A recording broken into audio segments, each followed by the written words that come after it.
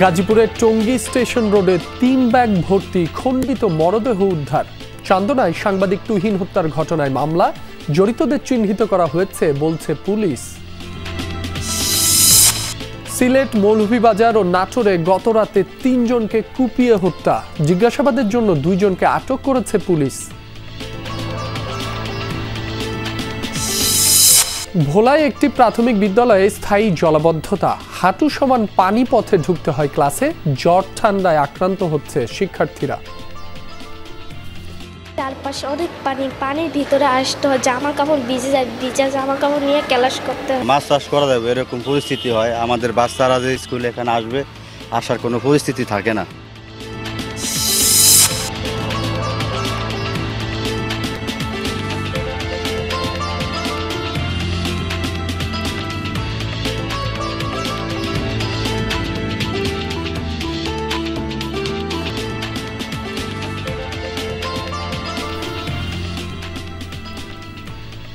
আমন্ত্রণ সংবাদ সারা দেশে, আপনাদের সাথে আছি মাসুম রাব্বি। এতক্ষণ শিরোনাম দেখছিলেন, এবার বিস্তারিত।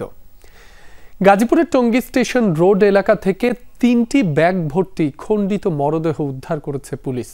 সকালে ঢাকা ময়মনসিংহ মহাসড়কের পাশ থেকে অজ্ঞাত পুরুষের মরদেহের খণ্ডিত অংশ উদ্ধার করা হয়। পুলিশ জানায়, সকালে কয়েকজন পথশিশু ব্যাগগুলো দেখে স্থানীয়দের ডাক দেয়।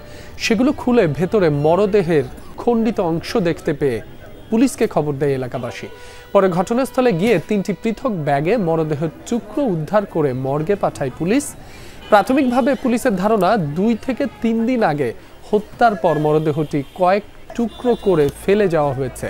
নিহতের পরিচয় শনাক্তের পাশাপাশি হত্যার ঘটনা তদন্ত করছে পুলিশ। এখানে রক্ত বিয়ে মোড়ানো একটা ব্যাগের ভিতরে, পরে সংবাদ দিল জনগণ, এসে দেখি উৎসুক জনতা। তারপরে আমি এটা এখানে দেখলাম যে ব্যাগ অবস্থায়। এ বিষয়ে আরো জানাতে গাজীপুর থেকে যুক্ত হচ্ছেন সহকর্মী পলাশ প্রধান। পলাশ, মরদেহের পরিচয় শনাক্ত করা গেছে কিনা, হত্যার বিষয়ে পুলিশ কি বলছে আমাদের জানাবেন। রাব্বি, মূলত টুকরো টুকরো যে লাশ উদ্ধার করা হয়েছে এই বিষয়ে কিন্তু টঙ্গী পূর্ব থানা পুলিশ তাকে শনাক্ত করার জন্য গাজীপুর সিআইডি এবং পিবিআইকে আসলে ডাকা হয়েছে। সেটা আসলে বলা হয়েছিল যে 2টার পর আসলে তার পরিচয় শনাক্ত করা হবে হাতের ফিঙ্গারের মাধ্যমে। তবে এখন পর্যন্ত যে বিষয়টি দেখছি যে পার্শ্ববর্তী যে দোকানগুলো রয়েছে সেই দোকান থেকে সিসি ক্যামেরা ফুটেজ সংগ্রহ করা হচ্ছে, অর্থাৎ কে বা কাহারা এই 3টি বস্তা রেখে গেছে সেটির জন্য আসলে তদন্ত করছে পুলিশ।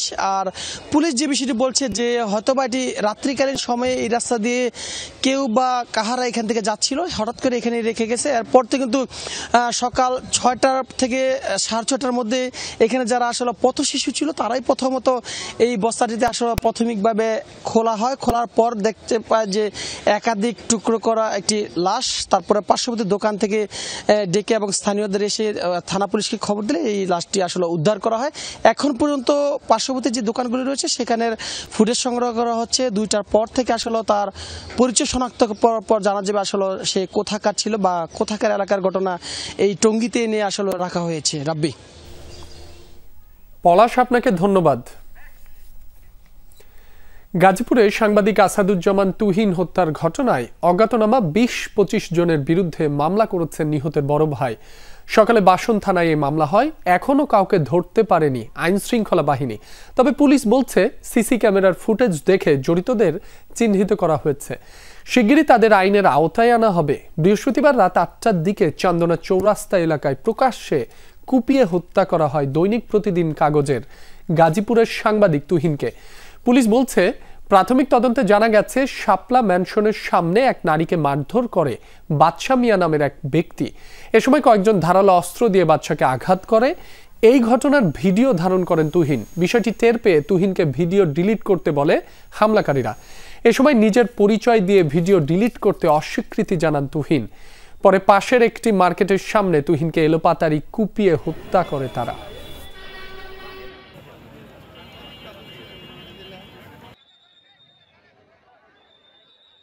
পুলিশের সামনে কিভাবে মারে? এটা পুলিশ কোথায় ছিল সেখানে? এখানে সবসময় বসে থাকে, ব্রিজের নিচে সবসময় বসে থাকে, তারা সে দেখলো না? তারা কি করলো? পুলিশের কোনো ভূমিকাই নাই। এই ঘটনার আমরা তীব্র নিন্দা জানাই। ঠিক আছে, আমরা সরকারের কাছে, প্রশাসনের কাছে দৃষ্টি আকর্ষণ করতেছি যাতে এটা সুষ্ঠু বিচার হয়। এই নারীকে ওই বাদশা মিয়া আহত করেছে এবং আহত করার কারণে ফলশ্রুতিতে যে 4-5 ছেলে এসে উপর্যুপরি বাদশা মিয়াকে খুব কোপালে, এই দৃশ্যটি ওই চৌরাস্তায় অবস্থিত সাংবাদিক তুহিন তার মোবাইলে ধারণ করে। চাঞ্চল্যকর এই হত্যাকাণ্ডের বিষয়ে আরও জানবো। গাজীপুর থেকে যোগ দিচ্ছেন সহকর্মী রাব্বি সিদ্দিকী। রাব্বি, হত্যাকাণ্ডে যাদের চিহ্নিত করার কথা বলছে পুলিশ, তাদের পরিচয় জানা গেছে কিনা একটু বিস্তারিত জানাবেন। সাংবাদিক তুহিন যে পত্রিকায় কাজ করতেন, আপনি জানেন যে সেই পত্রিকার প্রতিদিনের কাগজ, সেই পত্রিকার সম্পাদকের যে বক্তব্য আমরা নিয়েছি এবং তার ধারণা যে এটি পরিকল্পিত হত্যাকাণ্ড, এবং সেই সাথে সেই পত্রিকা তাদের যে সার্কেল, সাংবাদিক সার্কেল, সেই সার্কেলে এক নারী সাংবাদিক বলেছেন যে তিনি একজনকে সিসি ফুটেজ দেখে চিনতে পেরেছেন। তার নাম ফয়সাল, এবং তিনি এই জুলাই আন্দোলনের সময় যে শহরে যে ট্রাফিক শৃঙ্খলা নিয়ন্ত্রণে তিনি দায়িত্ব পালন করেছেন বলে তিনি দাবি করেছেন। এবং এখন পর্যন্ত পুলিশের পক্ষ থেকে কারো নাম পরিচয় বা কাউকে শনাক্ত করা সম্ভব হয়নি। আমরা একটু সেই সম্পাদক আমার সাথে আছেন, এই শহীদ তাজউদ্দিন আহমেদ মেডিকেল কলেজ হাসপাতালের যে মর্গ, সেই মর্গে সাংবাদিক তুহিনের মরদেহ নেওয়ার জন্য এখানে সম্পাদক আছেন। আপনি বলছিলেন যে পরিকল্পিত, কেন বলছিলেন? আপনি জানেন যে সিসি ফুটেজটা আপনারা দেখেছেন, এটি যেহেতু আমি নিজেও একজন সংবাদকর্মী বা সাংবাদিক, আমার কাছে মনে হয়েছে যদি পরিকল্পনা হত্যাকাণ্ড না হতো তাহলে আমরা যে সারা দেশে যে ঘটনাটি দেখি, একটা নিউজ করলে হুমকি দেয়, টেলিফোনে হুমকি দেয় বা তাকে একটু ভয় দেখায় বা তাকে একটা চোট দেয় বা একটা লাথি মারে, কিন্তু তাকে যে হত্যা করা হয়েছে, তাকে যেভাবে কুবিয়েছে বা জবাই করা হয়েছে, এটি আমার কাছে সাংবাদিক হিসাবে আমার মনে হয়েছে এটি একটি পরিকল্পনা হত্যাকাণ্ড। এই পরিকল্পনা হত্যাকাণ্ড না হলে এই ঘটনাটি ঘটার কোনো সুযোগ নেই। শুনছিলেন, আমরা আরও এই বিষয়ে বিস্তারিত নিশ্চয়ই আইনশৃঙ্খলা বাহিনীর যারা সদস্য আছেন তাদের কাছ থেকে জানতে চাইব। রাব্বি, আপনাকে ধন্যবাদ। এদিকে গাজীপুরের সাংবাদিক তুহিন হত্যার প্রতিবাদে ময়মনসিংহে মানববন্ধন করেছেন সাংবাদিকরা। সকালে ফুলবাড়িয়া প্রেস ক্লাবের উদ্যোগে উপজেলা পরিষদের সামনে এই মানববন্ধন হয়। অংশ নেন জেলার প্রিন্ট, ইলেকট্রনিক এবং অনলাইন মিডিয়ার গণমাধ্যম কর্মীরা। এ সময় তারা হত্যাকাণ্ডে জড়িতদের দ্রুত গ্রেফতার এবং দৃষ্টান্তমূলক শাস্তির দাবি জানান। গাজীপুর ঈদগাহ মাঠে বাদ জুমা তুহিনের প্রথম জানাজা শেষে বিকালে ফুলবাড়িয়ার ভাটিপাড়ায় নিজ গ্রামের বাড়িতে দ্বিতীয় জানাজা হবার কথা রয়েছে। সিলেটের ছিনতাইয়ের ভাগ বাটোয়ারা নিয়ে দ্বন্দ্বে যুবককে হত্যার ঘটনায় একজনকে আটক করেছে পুলিশ। বৃহস্পতিবার রাতে নগরীর কিন ব্রিজ এলাকায় এই ঘটনা হয়। নিহতের নাম ডালিম আহমেদ। পুলিশ জানায়, গত রাতে ভাগ বাটোয়ারা নিয়ে দ্বন্দ্বে জড়ায় ছিনতাইকারী চক্র। এ সময় ডালিমকে ছুরিকাঘাত করে পালিয়ে যায় চক্রের বাকিরা। পরে স্থানীয়রা আহত অবস্থায় ডালিমকে হাসপাতালে নিলে মৃত ঘোষণা করেন চিকিৎসক। এই ঘটনায় সকালে রজব নামে একজনকে আটক করে পুলিশ। মৌলভীবাজার শহরে ব্যবসায়ী শাহ ফয়জুর রহমান হত্যার ঘটনায় এখনও কেউ আটক হয়নি। কে বা কারা কি কারণে তাকে হত্যা করেছে সে সম্পর্কেও নিশ্চিত নয় পুলিশ। স্বজনরা জানায়, বৃহস্পতিবার রাত 7:30টার দিকে নিজ ব্যবসা প্রতিষ্ঠান এফ রহমান ট্রেডিংয়ে ফয়জুর রহমান একাই ছিলেন। এ সময় তাকে এলোপাতাড়ি ছুরিকাঘাত করে পালিয়ে যায় দুর্বৃত্তরা। গুরুতর আহত অবস্থায় উদ্ধার করে প্রথমে নেওয়া হয় সদর হাসপাতালে, পরে পাঠানো হয় সিলেট ওসমানী মেডিকেল কলেজ হাসপাতালে। সেখানে চিকিৎসকরা ফয়জুর রহমানকে মৃত ঘোষণা করেন। তার মৃত্যুর খবরে রাতে বিক্ষোভ করেন স্থানীয় ব্যবসায়ীরা। নাটোরে প্রাইভেট কার চালককে হত্যার ঘটনায় মামলা হয়েছে। জিজ্ঞাসাবাদের জন্য আটক করা হয়েছে একজনকে। সকালে নিহতের ভাই বাদী হয়ে লালপুর থানায় মামলা করেন। জিজ্ঞাসাবাদের জন্য আটক তৌহিদুল ইসলামের বাড়ি কুষ্টিয়ার দৌলতপুরে। বৃহস্পতিবার রাতে Gopalpur north Bengal sugar mills high স্কুলের পাশের রাস্তায় একটি প্রাইভেট কারের কাছে সাইদুর রহমানের রক্তাক্ত মরদেহ দেখতে পায় স্থানীয়রা। খবর পেয়ে মৃতদেহ উদ্ধার করে ময়নাতদন্তের জন্য হাসপাতালে পাঠায় পুলিশ। নিহত সাইদুরের বাড়ি কুষ্টিয়ার ভেড়ামারায়। কে বা কারা কি কারণে সাইদুরকে হত্যা করেছে তা তদন্ত করে দেখা হচ্ছে বলে জানিয়েছে পুলিশ।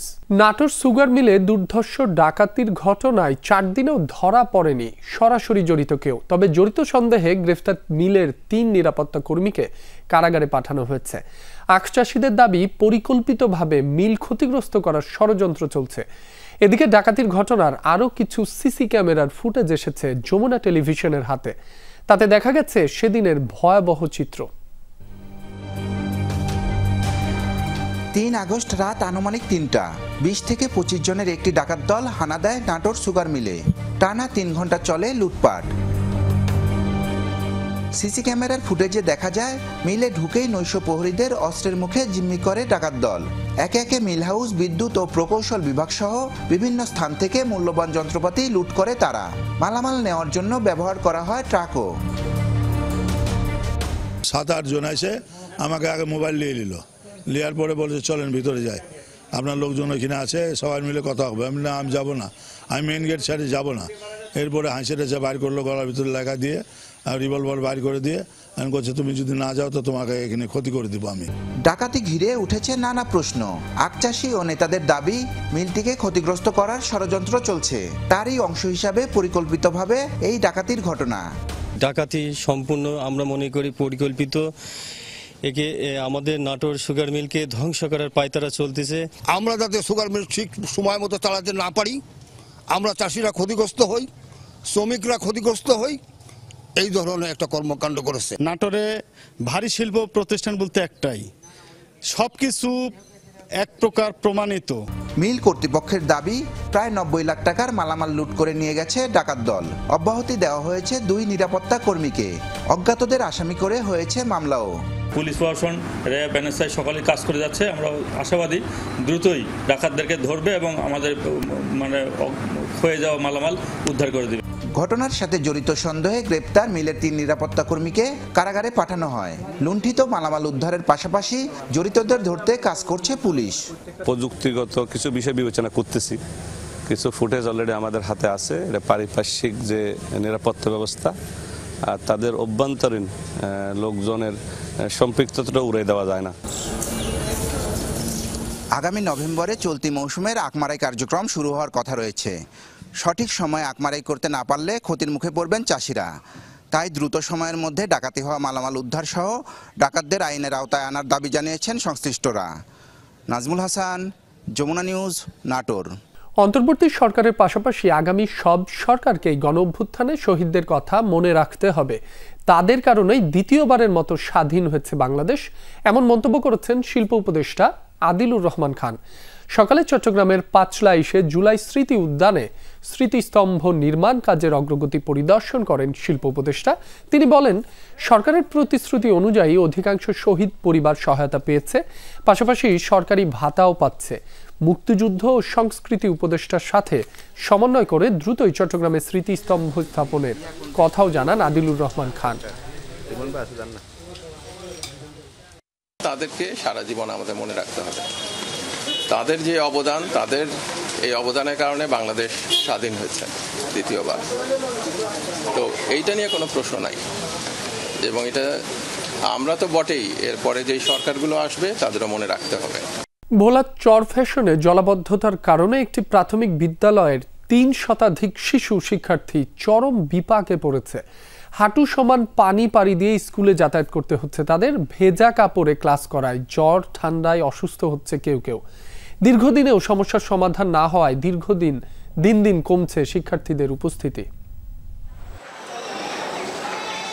বর্ষা মৌসুমের শুরু থেকেই দুর্ভোগ, চারিদিকে জল থই থই, সাপ জোকের ভয় নিয়ে স্কুলের পথে কোমলমতিরা। ভোলার চরফ্যাশন উপজেলার মূল সড়কের পাশে 13 নং উত্তর চর আইচা সরকারি প্রাথমিক বিদ্যালয়। একটু বৃষ্টিতেই হাঁটু পানি বিদ্যালয়ের প্রবেশ পথে, বিকল্প সড়কও নেই। চরম বিপাকে শিশু শিক্ষার্থীরা। প্রতিদিনই ক্লাস করতে হয় ভিজে কাপড়ে, এতে বাড়ছে ঠান্ডাজনিত রোগবালাই। পানিতে পা পিছলে ঘটছে দুর্ঘটনাও। চারপাশে অনেক পানির ভিতরে আসতে হয়, জামা কাপড় ভিজে যায়, ভিজা জামা কাপড় নিয়ে ক্লাস করতে হয়। আমি একদিন স্কুলে আসার সময় পড়ে গেছি, আমার বই খাতা ভিজে গেছে, আমার পা ব্যথা পেয়েছি। আরো সমান পানি এলাকা আমার 3 দিন 7 দিন জ্বর ছিল, 3 দিন আমি আইতে পারিনি। শিক্ষকরা জানান, স্কুলের একপাশে মূল সড়ক এবং 3 দিকে বাড়ি থাকায় পানি নিষ্কাশনের পথ নেই। গেল কয়েক বছর ধরেই এমন দুর্ভোগে শিক্ষক শিক্ষার্থীরা। বিষয়টি কর্তৃপক্ষকে জানিয়েও কোনো লাভ হয়নি। তা আমি প্রথমে মৌখিকভাবে আমাদের ক্লাসটা অফিসারকে বলছি, বলার পর বলছে আসবো, কিন্তু আসার হয়তো সুযোগ হয় না। আমি আবার লিখিত আবেদন করছি, শিক্ষা অফিসারের বরাবরে লিখিত আবেদন করে রেখে আসছি এবং ওনাদেরকে সবাইকে জানাইছি। তো এখনও এটার সমস্যার সমাধানের এরকম কোনো সুবিধা পাইনি। আমাদের স্কুলে 300-এর উপরে স্টুডেন্ট, কিন্তু জলাবদ্ধতার কারণে স্কুলে ঠিকমতো স্টুডেন্ট উপস্থিত হতে পারে না। এ পরিস্থিতিতে শিশুদের বিদ্যালয়ে পাঠাতে ভয় পাচ্ছেন অভিভাবকরা। এতে কমেছে শিক্ষার্থীদের উপস্থিতি। যদি স্লিপ করে পড়ে যায় বা পানিতে যদি ডুবে যায়, যদি হয়তো তার মৃত্যু হয়ে যায়, তাই রিস্ক কে নেবে? স্কুলের কর্তৃপক্ষ তো নেবে না। মানে মাছ চাষ করা যাবে এরকম পরিস্থিতি হয়, আমাদের বাচ্চারা যে স্কুলে এখানে আসবে আসার কোনো পরিস্থিতি থাকে না। উপজেলা নির্বাহী কর্মকর্তা জানান, দ্রুতই পাইপ বসিয়ে পানি নিষ্কাশনের ব্যবস্থা করা হবে। পরবর্তীতে প্রকল্পের মাধ্যমে স্থায়ী সমাধানেরও আশ্বাস দেন তিনি। পার্শ্ববর্তী যে খাল আছে স্কুলের সঙ্গে, সেই খালের একটা সংযোগ লাইন স্থাপন করা গেলে এই জলাবদ্ধতা নিরসন করা সম্ভব হবে। আমরা সেটা খুব শীঘ্রই 2-3 দিনের মধ্যেই একটা সংযোগ স্থাপন করব সেখানে, যেটা সাময়িক সমস্যা দূর করবে এবং পার্মানেন্টলি এটা সমাধান করার জন্য আমরা সেখানে ড্রেন অথবা অন্য একটা ব্যবস্থা করব। বিদ্যালয়ে শিশু থেকে 5ম শ্রেণী পর্যন্ত 317 জন ছাত্রছাত্রী রয়েছে। শিক্ষকের সংখ্যা 8 জন। জারিন অর্নি, যমুনা নিউজ। এই ছিল সংবাদ সারা দেশের এখনকার আয়োজনে। এতক্ষণ যারা সাথে ছিলেন সবাইকে ধন্যবাদ।